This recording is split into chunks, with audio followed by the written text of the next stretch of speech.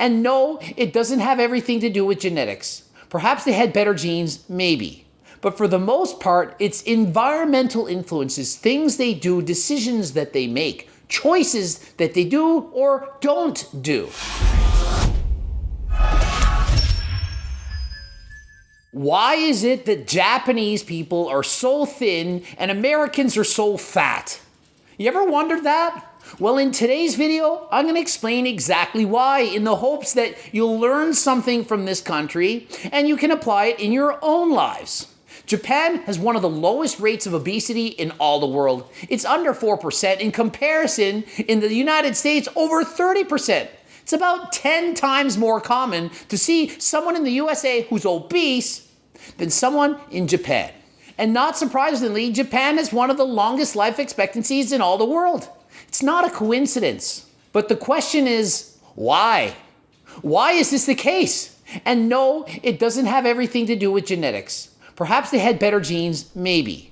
But for the most part, it's environmental influences, things they do, decisions that they make, choices that they do or don't do. And so what can we learn from them, and how can we apply this information into our own lives to better our lives, lower our rates of obesity, and extend our lives? Well, the first reason is the availability of junk food or fast food. There's simply way more fast food restaurants in the United States than in Japan. No matter where you go, you see one fast food place after another. And so with more fast food restaurants, the temptation is far greater. In comparison, Japan has fewer fast food restaurants and healthier options. Number 2, the calories in the food options they eat are less and the portion sizes are smaller. If you compare a medium or large beverage container from the United States to that of one in Japan, you will notice it's significantly smaller in Japan. If you go to a restaurant in Japan and you order a meal, you will notice it's significantly smaller. And so with smaller meals come fewer calories. And yes, you could in fact order 2 or 3 meals, but this leads to my next point, number 3. Food is more expensive in Japan. In the United States, the average consumer only spends 6.5% of their income on food. In Canada, that's up to 9.6%, but in Japan, 13.5%. And so with higher prices of food, the temptation is to spend less.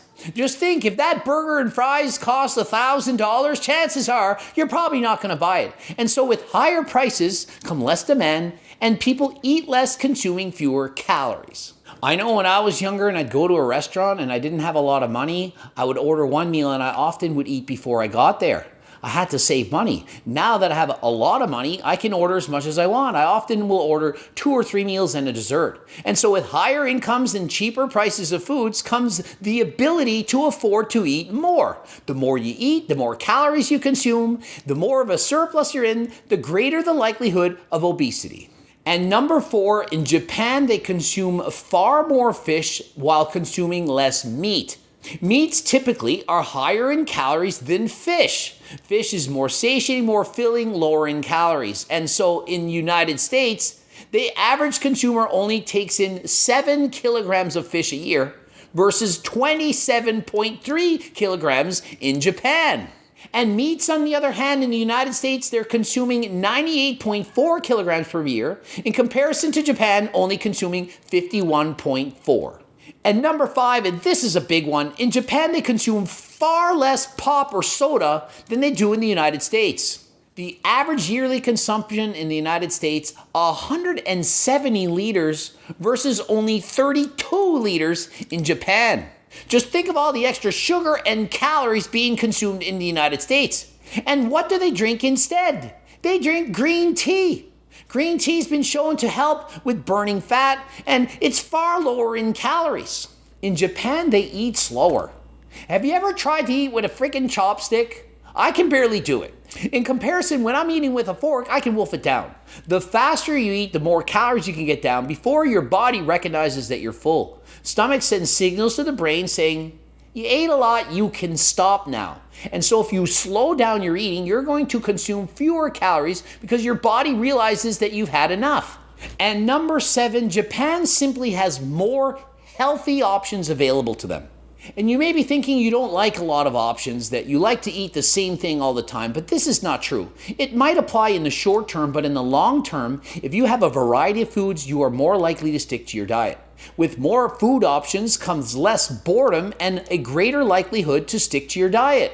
Compare vending machines in the United States to those in Japan, and you will see far fewer healthy options available to the Americans. And so with more healthy options available to them, it's simply easier for those in Japan to choose a healthier alternative. Also, next, in Japan, they eat with far fewer distractions. In the United States, oftentimes people are eating on the go, they're eating in a rush, and they're just eating while watching TV, not noticing what they're doing. In Japan, they're more mindful of the fact that they're eating, they take more pleasure in each and every bite, and they savor the moment. This allows them to realize exactly what they're eating and to not just wolf some food down and not even realize that they've eaten too much. And so with fewer distractions, they eat until they're satiated rather than eating till they're stuffed. In Japan, they are more likely to stick to their meal times. They eat breakfast, lunch, and supper with fewer snacks. Fewer snacks is caused because they're satiated after each of their meals. In comparison, in the United States, which has a higher sugar diet, leads to more cravings. They go from one meal to the next, often skipping meals and overeating, consuming snacks, and just eating at random. And so in the United States, they may think intuitive eating is better. I'll just skip meals here, eat there, grab a snack, do this, do that. But how is it working for us? How is it working for us? I'm not saying you shouldn't have snacks, but I am saying that you probably would have fewer of them if you were not skipping meals or eating your meals on time. And it doesn't just come to diets, it also comes down to their educational system. They spend more time educating younger students about the importance of eating a healthy diet, of not eating fast food, of the health implications that are associated with eating crap.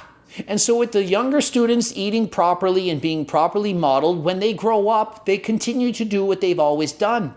It's so much easier to continue the healthy habits you've instilled when you were young, rather than breaking unhealthy ones and changing to healthy habits when you get older.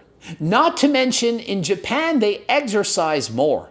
They go for walks more. Their transportation system is better, therefore fewer cars need to be purchased, and so people are taking more steps throughout the day.